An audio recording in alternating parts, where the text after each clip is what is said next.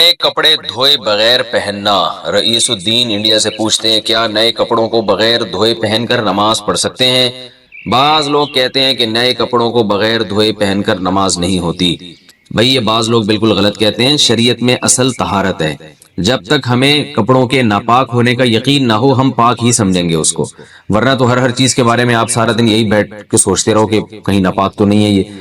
تو اس لیے کپڑوں میں اصل، بلکہ ہر چیز میں اصل یہ کہ وہ پاک ہے، جب تک کہ اس کے ناپاک ہونے کا یقین نہ ہو۔ تو کپڑے آپ نے خریدے کیونکہ آپ کو یقین نہیں ہے ناپاک ہونے کا، تو آپ پاک ہی سمجھیں گے اور ان کو پہن کر اگر آپ نماز پڑھ لیں گے تو نماز ہو جائے گی۔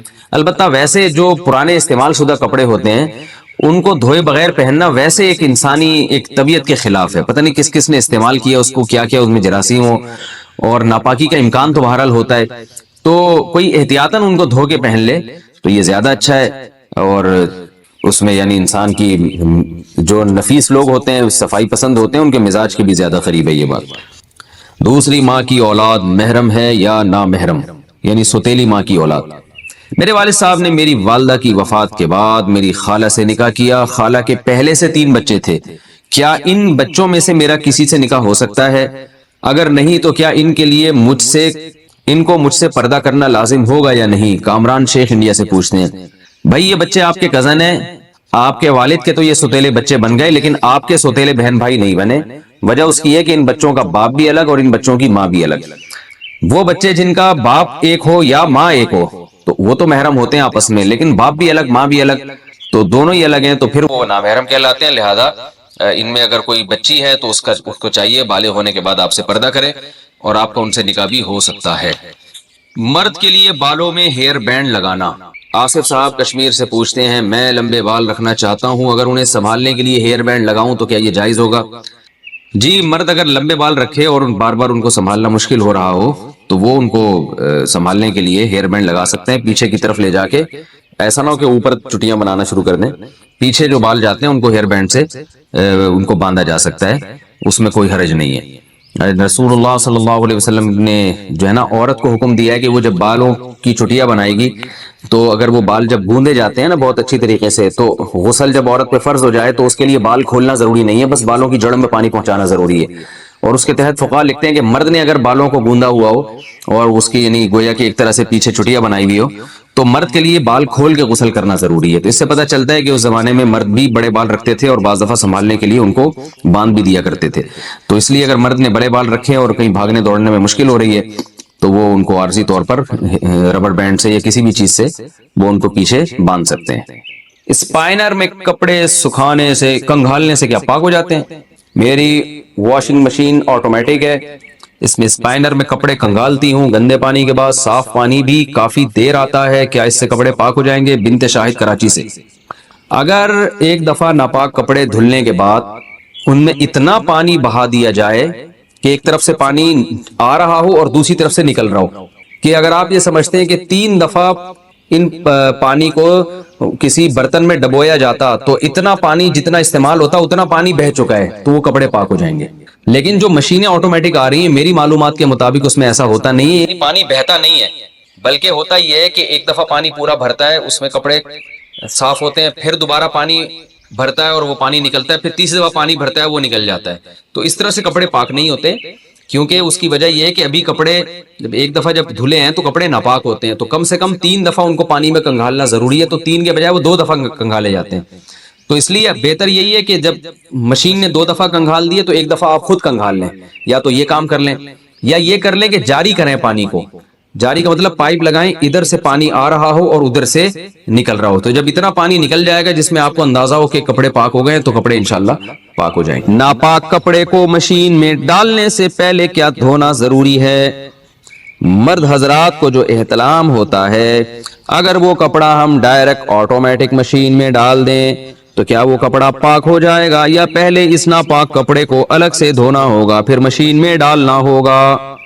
دیکھو آٹومیٹک مشین اگر 3 دفعہ دھو کے پانی نکال دیتی ہے تو پھر تو کپڑا پاک ہو جائے گا، تو اور اگر 3 دفعہ دھونے کے پروسیس سے نہیں گزرتی، یعنی پورا پانی آئے اس میں اچھی طرح دھوئے پانی نکلے، پھر دوبارہ پانی آئے اچھی طرح دھوئے پھر نکلے، پھر تیسری دفعہ پانی آئے اچھی طرح دھوئے پھر نکلے، تو 3 دفعہ اگر یہ پروسیس ہو رہا ہے تو پھر تو کپڑا پاک ہو جائے گا، 3 دفعہ یہ عمل نہیں ہو رہا تو پھر کپڑا پاک نہیں ہوگا۔ تو اس کے لیے بہتر یہی ہے کہ مشین نے اگر 1 یا 2 دفعہ یہ عمل کیا تو 1 دفعہ آپ خود کروا دیں مشین سے. مشین تو بٹن دبا دیں گے دوبارہ وہی کام شروع کر دے گی. یا پھر آپ مشین میں پانی بھر کے پائپ نکال دیں, وہاں سے پانی نکل جائے گا, تو یہ پروسیس تیسری دفعہ دھونے کا آپ خود کر لیں گے. لیکن یہ ضروری ہے کہ نجاست کے اثرات ختم ہو جائیں. تو یعنی اگر وہ نشان پھر بھی موٹا نشان لگا ہوا ہے اس کے اندر گندگی کا, تو پھر کپڑا پاک نہیں ہوگا. تو اس کو رگڑنا بھی ضروری ہے تاکہ وہ نشان ہٹ جائے. ہاں, رگڑنے کے باوجود بھی ہٹ نہیں رہا تو پھر پاک ہے. بہت زیادہ بھی وہمیوں کی طرح نہ رگڑنا شروع کر دیں. تو مردوں کے جو کپڑوں پہ ناپاکی لگ جاتی ہے نا, تو 1 دفعہ اس کو بس 1 دفعہ رگڑ دیں اچھی طریقے سے. اگر وہ نشان دور ہو جائے ٹھیک ہے, نہیں دور ہو تو وہ معاف ہے. لیکن وہمی لوگ جب یہ مسئلہ سنتے ہیں تو وہ صبح سے لے کے جو کپڑا رگڑنا شروع کرتے ہیں وہ پھر مر جاتے ہیں. ان کو بس وہم ان کا ختم نہیں ہوتا. تو بس ہلکا پھلکا سا 1 دفعہ احتیاطاً رگڑ دیا بس کافی ہے. نشان چلا گیا ٹھیک ہے, نہیں چلا گیا تو بھی ٹھیک ہے. اور اگر بغیر رگڑے ہی نشان چلا گیا تو نور لنا نور. سبحان اللہ. ٹب سے نہائیں تو اس سے کیا ہم وضو کر سکتے ہیں؟ گھر میں باتھ روم میں نہانے کا بڑا ٹب ہے جس میں 180 یا 200 لیٹر پانی آتا ہے. وہ ٹب اگر پانی سے بھرا ہوا ہو تو اس میں 1 دفعہ وضو یا غسل جنابت کرنے کے بعد دوبارہ اسی پانی سے وضو یا غسل کیا جا سکتا ہے. شیرینہ خان: بھائی ٹب میں اگر آپ نے غسل ایسے کیا کہ ٹب کے اندر بیٹھ کے غسل کیا پھر تو اب نہیں ہو سکتا اس سے کچھ بھی. تو ہاں, اگر ٹب سے ایسے پانی لے کے اپنے اوپر ڈالتے رہے ہیں جیسے مگے سے جو تمیز سے اسی طرح ہی نہایا جاتا ہے کہ ٹب کے اندر بیٹھ کے نہیں نہایا جاتا بلکہ ٹب سے پانی لے کے جو ہے وہ اپنے اوپر ڈال رہے ہیں, تو پھر تو اس ٹب سے آپ نے غسل بھی کیا, جو پانی بچ جائے وضو بھی کریں یا پہلے وضو کر لیں. ویسے غسل کے بعد وضو کی ضرورت نہیں ہوتی لیکن سنت غسل یہی ہے کہ پہلے وضو کریں پھر غسل کریں.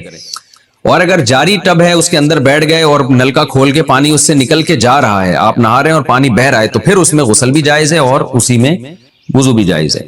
بالٹی میں کپڑے کیسے پاک کریں؟ بالٹی میں ناپاک کپڑے پاک کرنے کا طریقہ بتا دیں. نیز اگر نجاست معلوم نہ ہو کہ کہاں لگی ہو نہ نشان ہو تو کیا حکم ہوگا؟ عرفان شکور دبئی سے: دیکھو, پہلے جہاں نجاست لگی ہے اس جگہ کو دھو کے صاف کریں, اور اگر پتہ ہی نہیں چل رہا تو اندازے سے دھو لیں کہ اس جگہ شاید لگی ہوئی ہو. اندازے سے بھی دھو لیں گے, اللہ قبول کر لے گا انشاءاللہ. باقی یہ کہ بالٹیوں میں پانی, بالٹی میں تو جب کپڑے ڈالے جائیں ان کو اچھی طرح رگڑا جائے اور پھر کم سے کم 3 دفعہ, جب پہلے یعنی جب تھوڑا صابن نکل گیا نا اس کے بعد کم سے کم 3 دفعہ بالٹی میں کپڑا ڈال کے نیا پانی لے کے نچوڑا جائے.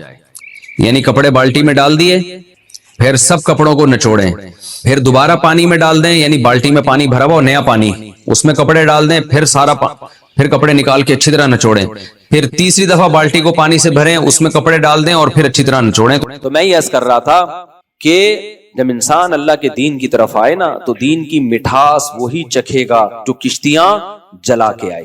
البتہ اس میں ایک چیز نوٹ کرنے کی ہے کہ آدمی اپنا حلیہ ایسا نہ بنائے جو عجوبہ بن جائے, یہ ٹھیک نہیں ہے. بعض لوگ یونیورسٹیوں میں, بعض میں نے طلبہ کو دیکھا ہے دین کی محنت کی دعوت دے رہے ہیں, کام کر رہے ہیں, لیکن اپنی ڈریسنگ ان کی ایسی ہے, اتنی بڑی بڑی پگڑیاں پہنی ہوئی ہیں انہوں نے اور ایسے چوغے جبے شامیانے. کالج کے کچھ لڑکوں سے میری ملاقات ہوئی چند سال پہلے, میڈیکل کالج میں وہ دین کی دعوت کا بڑا اچھا کام کر رہے تھے, لڑکوں کو, لبرل سیکولر لڑکوں کو دین کی طرف لا رہے تھے. تو رات کو میری ان سے ملاقات تھی, ان کے پروفیسر صاحب بھی موجود تھے, وہ لڑکے بھی موجود تھے. میں نے ان لڑکوں کا لباس دیکھا, پورا 4 آدمی ایک قمیض میں بڑے آرام سے آ سکتے تھے. بعض لوگ پہنتے ہیں نا بڑے بڑے جبے کبے, عجیب سا, پھر پگڑی بھی ماشاءاللہ اڑن تشتری لگ رہی تھی مجھے. وہ نہیں ہوتی جو خلائی ہم نے دیکھی, اتنا بڑا پگڑا. بھائی ہوتا تھا کسی زمانے میں, لوگ بڑی بڑی پگڑیاں پہنا کرتے تھے, بڑے بڑے لباس پہنا کرتے تھے. اب کلچر نہیں ہے. آپ کیوں نمونہ کیوں بن رہے ہو سوسائٹی میں؟ عجیب سی چیز کیوں نظر آ رہے ہو آپ نے دیکھا ہوگا ابھی بھی کچھ لوگ پیلے کپڑے پہن کے گھوم رہے ہیں, ہوتا ہے نا, وہ تو خیر خاص مزاروں کے لوگ ہوتے ہیں, لیکن نارمل میں نے بھی دیکھا ہے, سمجھدار آدمی ہوگا عجیب ٹائپ کے کپڑے پہن رہا ہوگا. تو میں نے انہوں نے کہا کوئی نصیحت کریں ہمیں. ان کا خیال تھا میں ان کو بولوں گا نماز پڑھو, روزہ رکھو, وہ تو بےچارے پہلے ہی پڑھ رہے ہیں. میں نے ان سے کہا دیکھو آپ کی جو ڈریسنگ ہے نا, اس ڈریسنگ سے لوگوں کو ہوگی وحشت. لوگوں کو کیا ہوگی؟ وحشت. سمجھتے ہیں لوگوں کو یہ ڈر ہوگا کہ ہم نے اگر ان کی دعوت کو قبول کیا, دین پہ چلے, تو ہم بھی کیا بن جائیں گے؟ اس ٹائپ کے. اور میں نے کہا یہ والی ٹائپ جو ہے نا یہ سوسائٹی میں, انہوں نے کہا یہ سنت لباس ہے. میں نے کہا لباس میں کوئی سنت نہیں ہے, خوب سمجھ لو. دیکھو اسلام چونکہ قیامت تک کے لیے آیا ہے نا, اگر وہ ایک ڈریس فکس کر دیتا تو وہ ڈریس ہر قوم میں پھر سوٹیبل, ہر قوم کے لیے سوٹیبل تھوڑی ہوتا. ہمارے نبی اگر شلوار قمیض کو کر دیتے کہ یہ میری سنت ہے, ناروے والے پہن لیتے شلوار قمیض -20 اور 30 میں, ہے بھائی. دفتروں کا ڈریس الگ ہوتا ہے, لڑنے والے فوجیوں کا ڈریس الگ ہوتا ہے, مزدوروں کا ڈریس الگ ہوتا ہے, دولہے کا ڈریس الگ ہوتا ہے. تو اسلام نے بلا وجہ کی پابندیوں میں جکڑا ہی نہیں ہے. خام خام اسلام تو اخلاقیات سکھاتا ہے, بھائی چوری غلط ہے, یہ غلط ہے. تو ڈریس کے بارے میں چند ہدایات دی ہیں جن کا اخلاقیات سے تعلق ہے. نمبر 1, پراپر ڈریس ہو, سمجھ رہے ہیں, ادھورا نہ ہو کہ جسم ہی نظر آ رہا ہے اس میں. جیسے کوئی خاتون باریک لباس پہنتی ہے, پوری کھال نظر آ رہی ہے اس میں, یا اس کی پنڈلیاں کھلی ہوئی ہیں, اس کے سلیو لیس کپڑے پہنی ہوئی ہے, یہ کیا ہے, ناجائز ہے بھائی. اس لیے کہ ڈریس تھوڑی ہے یہ تو 2-4 اسٹیکر ہیں آپ نے لگا لیے. خواتین کے لباس میں پیسہ بہت لگتا ہے, لباس نہیں لگتا. یعنی خواتین کے کپڑوں میں آج کل کپڑا نہیں لگ رہا, پیسا بہت لگ رہا ہے. حالانکہ پیسے سے زیادہ کپڑوں میں کپڑا لگنا چاہیے نا, کیا خیال ہے بھائی. تو کپڑوں میں کپڑا لگ نہیں رہا, پیسا لگ رہا ہے. یعنی 2-4 چیتڑے رہ گئے لیکن مہنگے اتنے ہوں گے وہ. تو شریعت نے فوکس کیا بھائی لباس پورا ہونا چاہیے, ایک بات.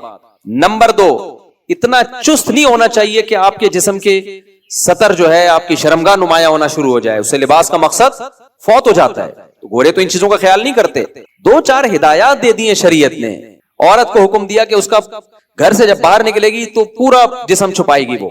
باقی شریعت نے اس کو کس پہ چھوڑ دیا, کلچر پہ. تو میں نے ان سے کہا کہ اب ہمارے کلچر میں ایسی ڈریسنگ نہیں ہے.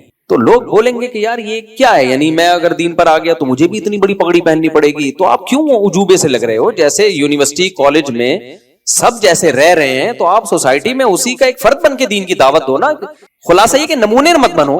لوگ دیکھ کے کیا سمجھیں نمونے سے. مجھے وہ واقعہ لازمی یاد آتا ہے, ایک صاحب بار بار جو ہے نا وہ کہ خواتین کو پڑھاؤ نہیں, پڑھاؤ ان کی شادی مت کرو, پڑھاؤ, پڑھائی کو فوکس کرو. تو ایسے لوگوں کے بارے میں کہتا ہوں کہ جب کوئی آپ کے سامنے کہا کرے نا کہ لڑکیوں کو پڑھاؤ شادی مت کرو, ہم کہتے ہیں شادی بھی کرو پڑھاؤ بھی, دونوں کام کرو نا. شادی کو پڑھائی میں رکاوٹ نہ سمجھو, شادی کر کے بھی پڑھ لے, لیکن ڈیلے مت کرو ان کی شادی کو پڑھائی کی وجہ سے. تو جب بھی کوئی آپ کے سامنے کہا کرے نا ایسی بات کہ پڑھائی کو فوکس کرو شادی کو فوکس نہ کرو, تو ان سے کہے کہ کاش آپ کی اماں بھی پڑھائی کو فوکس کرتی, شادی کو فوکس نہ کرتی, تو آپ جیسے نمونے پیدا نہ ہوتے. آپ کی اماں کو بھی چاہیے تھا کہ پڑھتی ہی رہتی, بہت بڑی اسکالر بن جاتی, کم از کم آپ جیسے نمونے مارکیٹ میں نہیں آتے. تو یار یہ فیس بک کی دنیا بھی, یوٹیوب پہ کمنٹس کی دنیا بھی بڑی عجیب ہے. کچھ لوگ نا بہت ہی الٹے کلپ لا رہے ہوتے ہیں, پھینک رہے ہوتے ہیں نا, تو نیچے لوگوں نے ان کا بڑا مذاق اڑایا ہوا ہوتا ہے. تو ایک کمنٹس آج کل بہت چل رہا ہوتا ہے, پتہ نہیں ایک خاص آئی ڈی سے وہ کمنٹس جاتا ہے, اس میں یہ لکھا ہوتا ہے کہ اس قسم کی لوگ صدیوں میں پیدا ہوتے ہیں. اس قسم کے لوگ, اب پہلی جملے سے تو لگے گا یار کوئی عظیم انسان ہے. کہتے ہیں اس قسم کے لوگ صدیوں میں پیدا ہوتے ہیں, کیونکہ اکثر مائیں ایسے بچوں کو پیدا ہونے سے پہلے ضائع کرا دیتی ہیں. جب ماؤں کو پتہ چلتا ہے نا کہ اس طرح کی چیز مارکیٹ میں آنے والی ہے, وہ پیدا ہونے سے پہلے ضائع کرا دیتی ہیں. اس لیے اس قسم کے لوگ صدیوں میں پیدا ہوتے ہیں. تو کچھ نمونے ہیں نا یوٹیوب پہ بھی کچھ اوٹ پٹانگ پھینک رہے ہوتے ہیں. تو یار یہ پاکستانی قوم کا دماغ, میں کہتا ہوں اتنی ٹینشنوں میں جن کا دماغ کام کر رہا ہو, اگر ہم امریکہ اور کینیڈا کی طرح ٹینشن فری ہوتے تو ہم کہاں پہنچ چکے ہوتے. چاند پہ پہنچنا تو دور کی بات, ہم چاند کو زمین پہ اتار کے لائے ہوئے ہوتے, بولے چاند آئے گا ادھر. اچھا خیر, کیا کہہ رہا تھا یار میں, ایک تو بتائیں بابا. ہاں تو وہ اتنی بڑی پگڑی, وہ خیر انہوں نے میری بات پہ ناراض ہو گئے. میں اگر میرا بیان دوبارہ سنے تو میں ان سے دوبارہ سوری کر لیتا ہوں. وہ ناراض ہو گئے, نہیں یہ نہیں فلانا ڈمکانا, یہ کیا ہم تو اپنے لباس کو پروموٹ کریں گے. میں نے کہا بھائی کیوں لباس کو اتنا زیادہ لباس کو فوکس کیوں کر رہے ہو؟ تو بہت زیادہ ہے بات, شلوار قمیض پہن لو آپ, تھوڑا سا اچھے اسٹائل کی شلوار قمیض ہو, تھوڑا ویسٹ کوٹ ہو. آپ پینٹ شرٹ نہیں پہننا چاہتے تو اب doctor Zakir Naik pant shirt پہن کے آتے ہیں نا. میری ان سے جب بھی 2-3-4 اچھی ملاقاتیں ہوئی ہیں, وہ کہنے لگے بھائی ویسے ان کی ڈریسنگ شلوار قمیض ہے. کہتے ہیں میں جس طبقے میں کام کرتا ہوں وہ سارا پینٹ شرٹ والا طبقہ ہے, تو اس میں پینٹ شرٹ میں جاؤں گا تو ان کو لگے گا کہ ہمارے قریب ہے. بہت مجھے اچھی لگی ان کی, ورنہ نارملی ڈاکٹر صاحب کی جو ڈریسنگ ہے وہ اور کسی مولوی صاحب کی ڈریسنگ میں کوئی فرق ہے نہیں. میں ملیشیا میں ان کے گھر بھی گیا ہوں, تو یہاں تک پنڈلی تک, آدھی پنڈلی تک ان کی شلوار, اور وہ بغیر بنیان والا سفید کرتا نہیں جو صرف آپ جمعے کے دن پہن کے آتے ہو, پہلی دن شریف لگ رہے ہوتے ہو کہ یار کوئی انسان کا بچہ آیا ہے. جمعے کے دن نہیں کرتا, بغیر کرتے کے لوگوں نے اکثر جمعے کے لیے رکھے ہوئے ہوتے ہیں, یہ عید کے لیے رکھے ہوئے ہوتے ہیں. اب تو وہ بھی گئے. تو میں شلوار قمیض ہی کو زیادہ بہتر سمجھتا ہوں. یہ میری ذاتی رائے ہے, کسی کو اس سے اختلاف بھی ہو سکتا ہے. لیکن بہرحال تو یونیورسٹیوں میں کام کرنے کے لیے ضروری ہے کہ آپ کوئی ایسا ڈریس نہ پہنے کہ وہ آپ کو کیا سمجھیں وہی یہ کوئی الگ ہی چیز آ گئی مارکیٹ سے. ایسا نہیں ہونا چاہیے. ہاں جس چیز پہ شریعت نے آرڈر دیا ہے اس پہ کمپرومائز نہیں کرنا. داڑھی رکھنا شریعت کا حکم ہے. اب آپ یہ نہیں ہو سکتا کہ شیو کرنا شروع کر دیں دین کی تبلیغ کے لیے تاکہ میں بالکل ان جیسا نظر آؤں. نہ بھائی, یہاں کس کی ہدایات ہیں؟ اسلام کی ہدایت ہے. داڑھی رکھنی پڑے گی آپ کو. اسلام کے جو احکام ہیں ان پہ کمپرومائز نہیں کیا جا سکتا. مثال کے طور پر آپ نماز پڑھنے سے ملا لگ رہے ہیں تو آپ نے ان کو دین کے قریب کرنے کے لیے نماز ہی چھوڑ دی. یہ تھوڑی جائز ہے بھائی. پھر قریب کس کے کرو گے؟ دین کو داؤ پہ لگا کے تھوڑی دین کی تبلیغ کی جا سکتی ہے. لیکن ایسا رویہ ان کے ساتھ رکھنا جس سے آپ نمونے لگو ان کی نظر میں. اتنی بڑی پگڑی، ٹھیک ہے ایک زمانے میں مسلمانوں میں رواج تھا، جتنی بڑی زیادہ پگڑی ہوتی تھی نا اتنا زیادہ کوئی سردار سمجھا جاتا تھا. اور سرداروں میں اب رواج ہے بھی تو جہاں ہے وہاں پہنے. ہم بڑی پگڑی کے خلاف نہیں ہیں، ہم کہہ رہے ہیں جہاں رواج ہے، جیسے بلوچوں میں، بعض سندھی پنجاب کے علاقوں میں بڑی بڑی پگڑیاں پہنتے ہیں، وہاں رواج ہے، وہاں برا بھی نہیں لگتا، بلکہ وہ جتنی بڑی پگڑی ہوگی لگے گا اتنا بڑا سردار ہے. تو شریعت میں کلچر کی بلا وجہ کی مخالفت کا حکم نہیں ہے. کلچر ہی کو فالو کرنا چاہیے جب تک وہ کلچر شریعت کے خلاف نہیں ہے. لوگ ہر چیز میں کلچر کے اگینسٹ چلتے ہیں، بالکل غلط ہے بھائی. جب تک وہ کلچر شریعت کے اگینسٹ نہیں ہے تو آپ کلچر کو فالو کرو. بلا وجہ خام خامے نمونے بننے کی کوشش، کیونکہ کلچر پہ نہیں چلو گے تو نمونے نظر آؤ گے نا آپ، الگ ہی کوئی چیز. ایک اور یونیورسٹی کا مجھے واقعہ یاد آیا. نام یونیورسٹی کا میں نہیں لوں گا کیونکہ پھر وہ لوگ سمجھ جائیں گے ہماری بات ہو رہی ہے. وہاں بھی کچھ نیک پرہیزگار لڑکے گئے. بہت ہی لبرل یونیورسٹی ہے وہ، بہت بے حیائی ہے اس میں، بہت ہی ہائی، یعنی بڑی یونیورسٹی ہے، ہائی لیول کی. لڑکوں نے وہاں کام کرنا شروع کیا، دین کی دعوت، بہت تیزی سے لڑکے دین پر آنا شروع ہو گئے. اب جو لڑکا دین پر آتا اسے وہی والی پگڑی، وہی والا چوغا جو انہوں نے پہنا ہوتا نا، اسی قسم کی ڈریسنگ. اچھا اللہ نے برکت اتنی دی نا کام میں. انہوں نے جب دعوت دینا شروع کی لڑکوں کو، کسی بزرگ سے بیعت بھی تھے وہ، تو کیا ہوا، وہ سارا ان کا نیٹ ورک بڑھنا شروع. تو اب جب یونیورسٹی نے دیکھا کہ یار کچھ لڑکے بالکل ہی الگ ڈریس میں اور الگ سی ان کی لباس، تو یہ یونیورسٹی ایسا لگ رہا ہے دو دھڑوں میں تقسیم ہوئی، دھڑے بندی ہو رہی ہے اس میں. بھائی یونیورسٹی کو اس سے کیا غرض کہ کوئی داڑھی رکھے نماز پڑھے، ان کو تھوڑی اس سے. لیکن جب سب کی ڈریسنگ ایک جیسی ہونا شروع ہو گئی، یونیورسٹی نے ان کو ٹک سب کو باہر نکال دیا. بولا انسان کے بچے بنو، یونیورسٹی کے بقول بچے تو بن نہیں رہے تھے، انسان کے بچے نکلو یہاں سے، سب پابندی لگا. تو پھر جامع رشید آئے ہمارے پاس کہ ہم اتنی دین کی دعوت کا کام کر رہے تھے اور یہ دیکھیں کیسی لبرل یونیورسٹی ہے، سب کو ٹھڈے مار کے باہر نکال دیا. ہمارے استاد نے بولا تم بھی تو کیا کر رہے تھے، یونیفارم کیوں بنایا ہوا تم نے؟ دین میں یونیفارم ہے کہ اس کلر کی پگڑی، اس کلر کے کپڑے؟ فوجیوں کا یونیفارم ہوتا ہے، پولیس کا یونیفارم ہوتا ہے، مذہب کا کوئی یونیفارم تھوڑی ہوتا ہے. بھائی جو پہن رہے ہیں وہی پہننے دو یار، ان کو وہ تھوڑی بہت ہدایت دے دو یار. یہ کچھ زیادہ پینٹ پتلی ہو گئی ہے، تھوڑا سا اس کو کیا کر لو، تھوڑی سی اس کو ڈھیلی کر لو. دو چار ہدایات ہیں. تو اتنا آپ نے بھی تو ایک پورا دھڑے بندی کا ماحول بنا دیا تھا، لگ رہا تھا کہ کوئی نیا فرقہ وجود میں آ رہا ہے. تو بعض دفعہ ہم خود غلطیاں کر کے اپنے پاؤں پہ کلاڑی مار رہے ہوتے ہیں. تو اسی طرح میں ان لڑکوں کو بھی کہتا ہوں جو دین پر آتے ہیں، اپنے خاندان میں دین پہ مضبوطی سے چلو، نمونے بولو مت بنو. لوگ یہ نہ بولے ہمارے خاندان میں ایک نمونہ پیدا ہو گیا ہے، ایسی حرکت. یہ سب چیزیں ہم بھگتے ہوئے ہیں. ہمارے خاندان میں خاندان میں تو نہیں، خاندان سے باہر کوئی ریلیٹو تھے، ان میں ایک نمونہ پیدا ہوا تھا. تو یہ جب چیزیں جو شریعت کے جو مقاصد ہیں ان کو زیادہ فوکس کرنا چاہیے. ایک صاحب نے چکن کھانا چھوڑ دی کہ ہمارے نبی نے پتہ نہیں یہ والی چکن نہیں کھائی تو دیسی چکن. بھائی تم ویسے ہی چھوڑ دو، تمہیں ڈاکٹر نے منع کیا، مذہب کا لیبل لگا کے چکن مت چھوڑو. اچھا مذہب میں یہ چیز بھی ہے کہ پولیو کے قطرے پلاتے ہیں، تو یہ مذہبی آدمی نہیں ہے، پولیو کے قطرے نہیں پلاتا تو دین پر کیا ہے، پکا اور مضبوط ہے. بھائی اس کا مذہب سے کوئی تعلق بولو نہیں. جن چیزوں کا میڈیکل سائنس میں مذہب سے تعلق ہے ان کو تو فوکس کر نہیں رہے. موٹاپے کو ہمارے نبی نے ناپسند کیا. ایک موٹاپا قدرتی طور پر ہوتا ہے، نیچرل ہے، قدرت کی طرف سے. بڑے بڑے بزرگوں کو میں نے دیکھا بہت وزن ہے، حالانکہ کھاتے صرف ایک ٹائم ہے. بعض صحابہ بہت بھاری جسم کے تھے، وہ تو ایک الگ چیز ہے. کھا کے جو موٹاپا پیدا ہو، تیجا کا بھی کھا گیا، 40 میں کے بھی بریانیاں پھوڑ دی، محرم کے حلیم پھوڑ دیے، پھر اللہ بھلا کرے کنڈے پھوڑ دیے، پھر ابا کے انتقال پہ سویم پھوڑ دیا. کسی کے ابا کے، اپنے ابا کے انتقال پہ تو نہیں پھوڑتے، دوسروں کے ابا کے انتقال پہ کیا پھوڑ دیا، سویم پھوڑ دیا. پھر شب برات کا حلوہ پھوڑ دیا، اور اللہ بھلا کرے 11ویں شریف پھوڑ دی، عید میلاد النبی پہ زردے کی دیگ پھوڑ دی. پھوڑ کے ہمارے توندے کیا ہو گئی، نکل گئی. صرف توند کا تذکرہ کر رہا ہوں، باقی بھی چیزیں نکل جاتی ہیں، لیکن فی الحال فوکس میں کس کو کر رہا ہوں، توند. یہ والی توند اسلام میں حرام ہے. اتنی شدید وعیدیں ہیں نا اس پر، آپ حدیث اٹھا کے دیکھو. ایک قدرت کی طرف سے پیٹ نکلتا ہے، جن لوگوں کو قبض ہو، پیٹ خراب ہو، ہوتا ہے. ہم نے بڑے بزرگوں کو دیکھا ہے ایک ٹائم کھاتے ہیں بہت تھوڑا لیکن وزن بہت زیادہ ہے. وہ تو اللہ کی بنائی ہوئی باڈی ہے نا. میں اس لیے بار بار یہ وضاحت کرتا ہوں کہ کسی بھاری جسم والے کو دیکھ کر بدگمان ہونے کی اجازت نہیں ہے، کسی بڑھے ہوئے پیٹ والے کو دیکھ کر بدگمان ہونے کی اجازت نہیں ہے. یہ قدرت کی طرف سے بھی ہوتے ہیں کچھ چیزیں، اور کچھ ایسے پھوڑتے ہیں لیکن وزن نہیں بڑھتا ان کا. تو لیکن کھا کھا کے اگر وزن بڑھ گیا تو یہ اسلام میں پسندیدہ نہیں ہے. اور میں نے بہت سارے مذہبی لوگوں کو جو اللہ رسول کے عاشق کہلاتے ہیں, کہتے بھی ہیں, دیوبندی بریلوی اہل حدیث کی بات نہیں ہے, سب جگہ ہوتے ہیں ایسے لوگ, اللہ رسول کے عاشق ہیں, لیکن جب پھوڑنے پہ بیٹھتے ہیں نا آدمی کہتا ہے یہ اللہ رسول کا عاشق نہیں ہو سکتا, یہ دیگوں کا عاشق ہے. یہ جو اللہ رسول کا عاشق ہوگا نا وہ پھوڑے گا نہیں کبھی بھی, وہ کھائے گا بس خالی.